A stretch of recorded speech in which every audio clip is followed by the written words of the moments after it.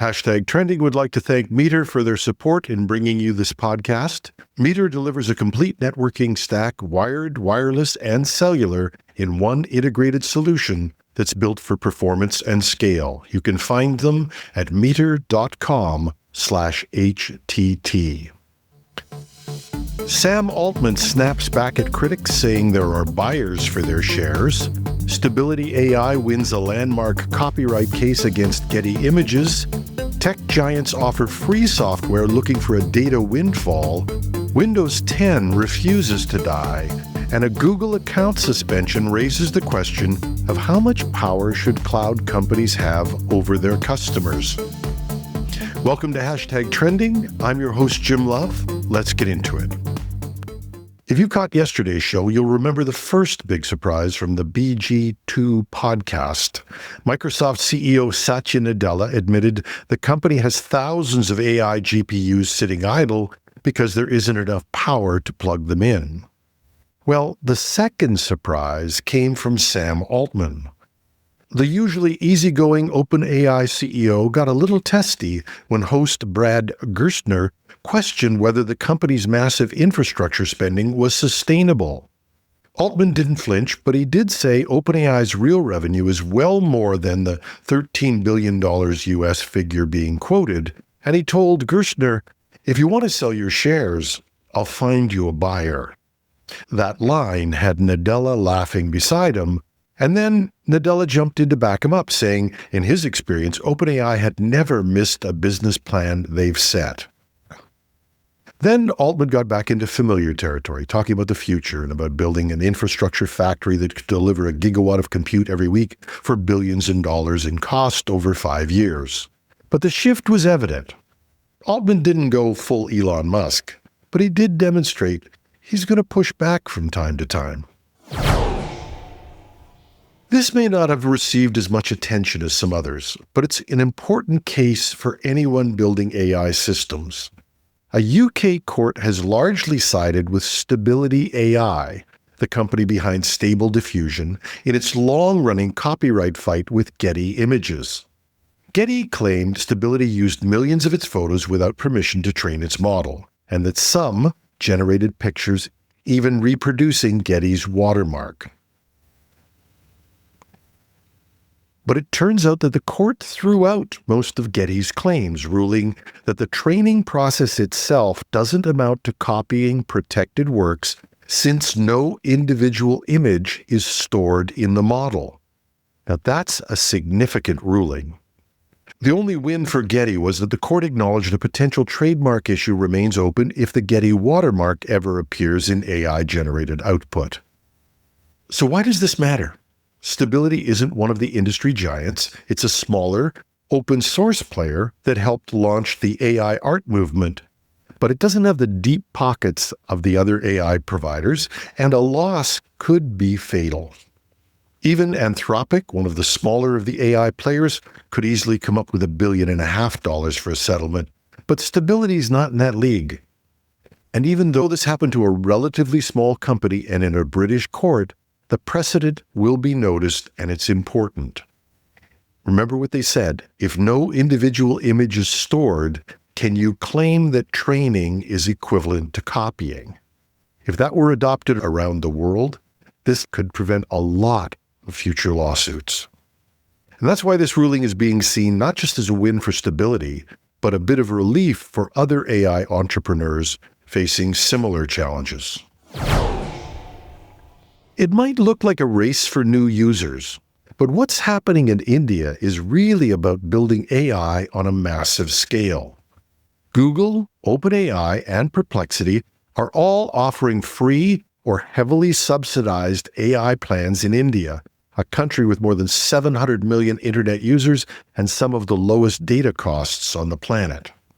Google's deal with Reliance Jio gives customers 18 months of Gemini Pro, normally worth about $400, which is real money in a country like India.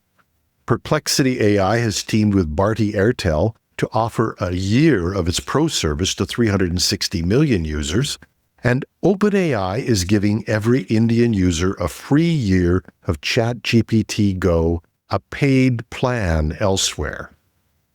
Officially, this could be seen as expanding access, but it's also a great way to develop an AI model. Every query, every image prompt, every correction from India's highly educated, tech-savvy, multilingual population is also training these models, refining how AI understands language and culture at an unprecedented scale. One analyst quoted by CNBC called India the emerging bot training capital of the world.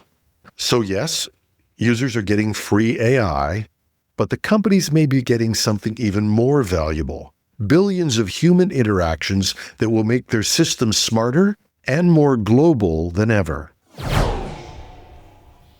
Do you remember that horror movie where the villain never seems to die? And not that Windows 10 is a villain, but it does seem impossible to kill off. According to StatsCounter, which tracks usage from 1.5 million websites, Windows 10 still runs on about 42% of PCs.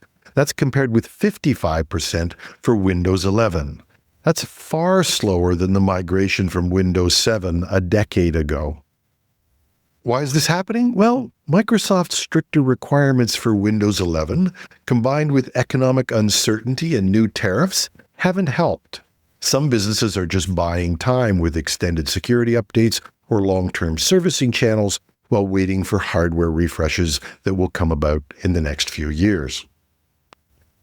So how do you attract more people to Windows 11? Microsoft's next big push is AI-powered assistants and agents built into Windows 11. But given the past history and the availability of many other AI options, it might take more than that to scare users away from an operating system that just doesn't want to seem to die. Most modern businesses today live in the cloud, and that's been a fairly good deal. In fact, many businesses probably would be paralyzed if they lost access to the cloud, which many found out in recent outages. But what happens when the loss of the cloud is not just for a few hours, but it's permanent? This week, the Register reported that a small company called SSL Mate had its Google Cloud account suspended 3 separate times, each for a different, unexplained policy violation. Every time, its systems went dark, and each time there was no clear explanation, no human to contact, and no fast way to appeal. To be fair, we might not know the full story in this or any other case. There may be facts that Google can't or won't disclose.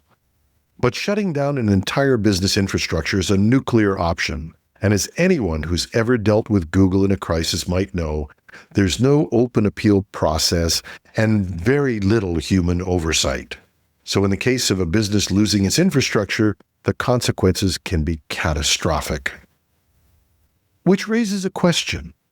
What right do cloud customers have? For those whose businesses are dependent on the cloud, your entire business can be shut down and there's little you can do. In Europe, they've been worried about this for some time, hence their efforts to reclaim digital control or digital sovereignty. But here in North America, maybe we might need something else, a cloud bill of rights. Because when the same companies that power our businesses can also switch them off, we might need protections that at least match that power. When AI takes over more of what we do, the question becomes even sharper. What happens when that system, the one running your entire business, gets shut down or just refuses to talk to you? These systems are supposed to make our businesses more resilient. They may have turned out to be a huge point of vulnerability. And that's our show.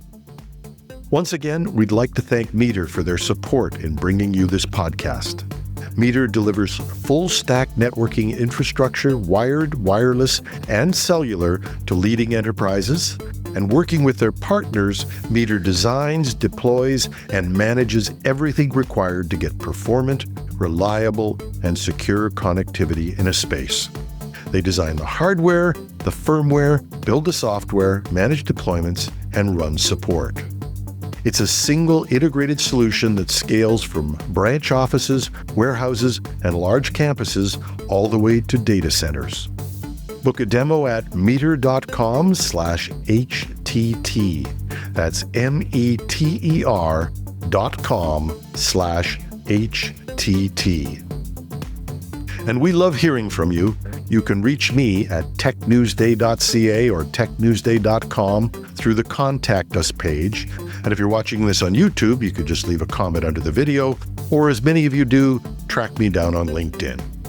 I'm your host, Jim Love. Have a wonderful Wednesday.